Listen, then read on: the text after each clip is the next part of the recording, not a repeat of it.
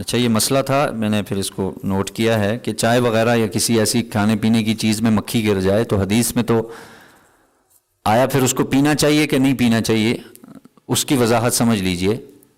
چائے وغیرہ یا کسی جوس وغیرہ میں مکھی گر گئی ہے تو حدیث میں تو یہ ہے کہ اس کے ایک پر میں بیماری ہے تو اس کو ڈبو لیں، کیونکہ اللہ نے اس کے دوسرے پر میں شفا رکھا ہے، اور اس کے بعد اسے نکال دیں۔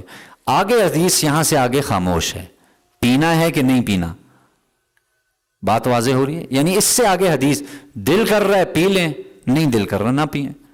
بعض لوگ اس سنت کو زندہ کر رہے ہوتے ہیں کسی طریقے سے۔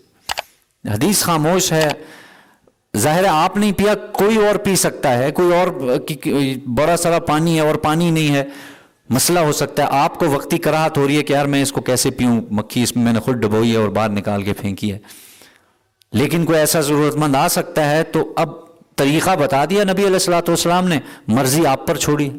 حدیث اس بارے میں خاموش ہے، اس سے آگے کا نہیں ہے پیو یا نہ پیو، گرا دو یا چھوڑ دو۔